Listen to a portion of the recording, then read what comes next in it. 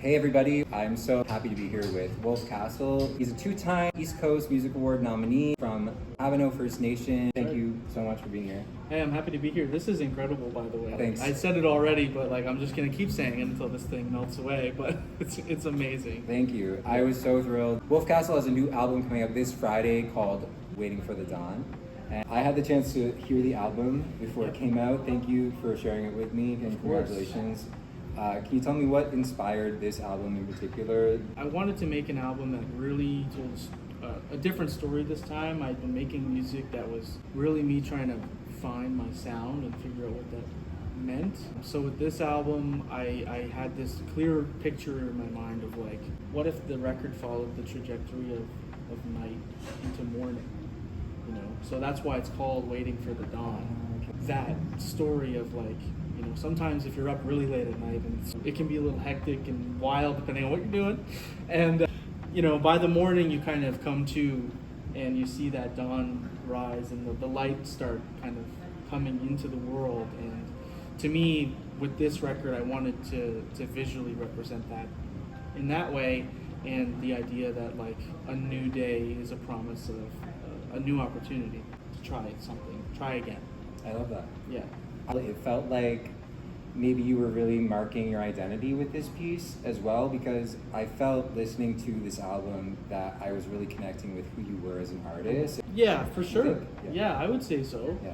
Because what I was trying to say with the album really was a lot of my older music either didn't have a super solid theme, or it was still kind of trying to figure out who I was in real time. Yeah. When you're 20, you don't really know who you are, right? Mark it down, folks. I don't know who I am right now. Exactly. But this album was a picture, a time frame of okay, well, I'm still young, but I'm not a kid, and what does that mean to be in your mid to late 20s? What does that look like? Because to me, it felt like I got to decide at this age who I want to be for my life. I can't blame my childhood for anything at this point. I got bills, I got car payments, I got real adult stuff going on. And on top of that, you start dealing with, loss and grieving, things like that. I was really close with my grandfather who passed away back in 21. Just going through that experience, he was very much a close person in my family. So that got me thinking about, okay, well, he's gone and I'm getting older and things are changing. So it was an exploration of that. Yeah, I did hear you talk about your grandfather a few times on the album. Diving into you a little bit, so you are from Pabineau First Nation, northern part of New Brunswick. You went to Mount Allison University to study theater, and you also did a music business degree in Halifax, Nova Scotia? Yeah, correct? That's right. Yeah, and now you're living here in Fredericton, New Brunswick. Yeah. Yes, but really just kind of bouncing around in many different areas. That's what we all do here. It's true. And when did you debut as Wolf Castle, and what inspired the name? It's funny because really what we're talking about with musical identity, and I like hearing that it sounds like my first record, getting to know who I am, because one of the first things I came up with in terms of music and making rap music was the name Wolf Castle. I had that name when I was 17 years old, but I didn't start with that name. I started with my real name, which is Tristan Grant. I was making music under Tristan Grant, and the only Keep it out, sorry. The only reason I made music under my government name was because I didn't have the confidence to have an alias. I thought it was too much. I thought it was, and I was too shy and too nervous to come forward at 17 years old as Wolf Castle. So I made my first couple, maybe I made a couple records under that name, and then I decided to change it when I turned 20. So I don't know, there was something about starting a new decade of my life that I thought, you know what, I'm Wolf Castle now. I don't care.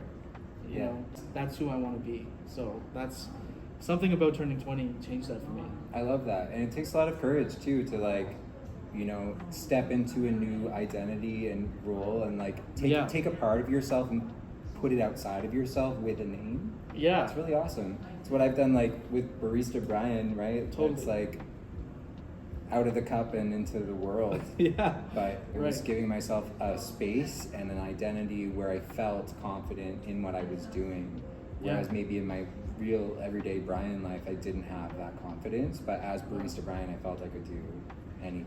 I really identify with that because like the Wolf Castle vibe is like this jacket and this chain right here, you know, with literally a wolf, and it gives me that because this is not like an act, right? But it's just like a part of myself that has that name, and it's, I guess, a safe space to be that person. And tapping into that too, Yeah. and what that looks like, and Totally. and those things, accessories we have, and all of that. I do want to talk about the album. Sure. Really an amazing, really great album. I did want to ask you about a few of the songs. So Ilgamu. Sure. Yeah. So Ilgamu is it's a channeling the energy of the legendary Mi'kmaq chief Ilgamu. Yep. Can you tell me about that? Yeah, chief? I can tell you all about that. Pretty much, like, if there's one thing that's interesting, you know, just for context, like I'm Ilnu, that's what I say. So I'm Mi'kmaq from Winpegajuik. That's the name of where I'm traditionally from, which is Pabineau First Nation, which is in like the northern New Brunswick area. And so when I was in university, I was studying theater, but you got to take a lot of courses in a liberal arts degree. And so I was in an Indigenous history class, and I was trying to research old Mi'kmaq legends because I wanted to learn more about my culture.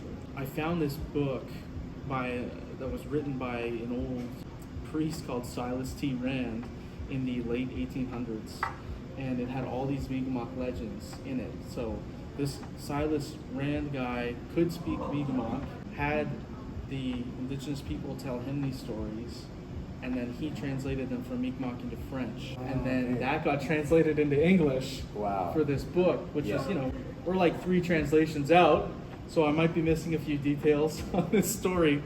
But it's basically the story of a chief called Ilgamu, and this chief was legendarily, like in the story, he lived to be 104 years old. And he actually, the way the story unfolds, he lived kind of in the Sackville area, which I found interesting because that's where I was reading about it. And so this chief had this premonition that an invading force was coming to the village to attack. And so he thought, I have to do something about this. And he got all of, you know, everyone in the village together and all the warriors, and he told them, I know where they're coming from, that side. Go there and fight them off. Keep us safe. And then they all left. Everybody left the village. But what he didn't tell them was they were coming from that side. He intentionally misled them to get them out of the way, and he stayed. And whenever they showed up, they came to this, you know, this empty community with just one old man. And they were like, well, this is going to be super easy. Who cares? We'll get rid of this guy. So they tied him up, 104-year-old Ilgamu. They started a fire underneath him. And when the flames grew higher and higher, Ilgamu leapt out of the fire a young man and fought off all the warriors and left one alive to tell the story. And then he changed back into an old man after and saved everyone. Wow. Wild story. That's incredible. Total twist at the ending too. I was Yeah. like, oh God. No, he survived. He had that energy, you know.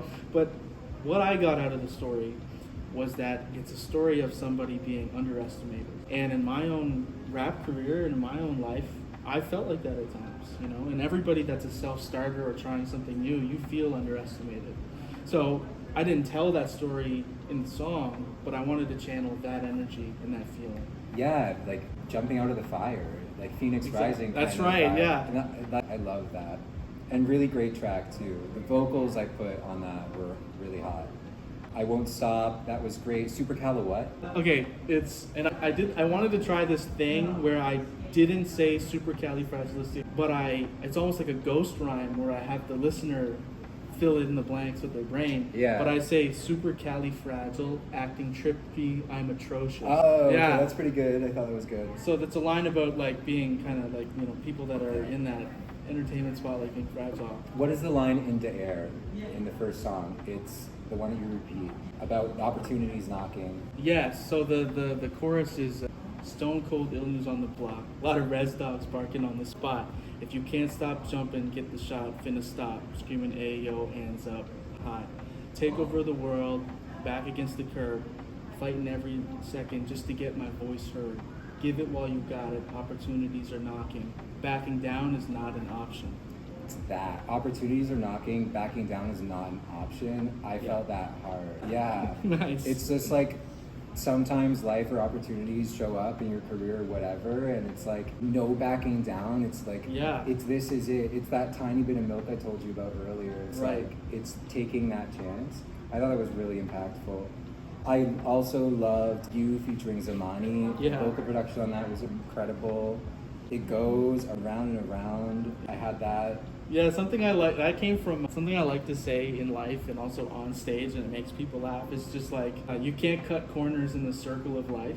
You know, just saying like, there's no corners. It's a circle, right? So you can't make compromises. So I made a whole song about that idea. I loved that. Yeah. And just I felt like listening to it. It was an album experience. Like maybe you don't get a lot of that in music now. Did that affect the way you put the album together, thinking about how people consume music now and like the state of, you know, TikTok and everything about streaming? Yeah, I think that like as an artist you're always fighting against the scariest word for like a creator is algorithm.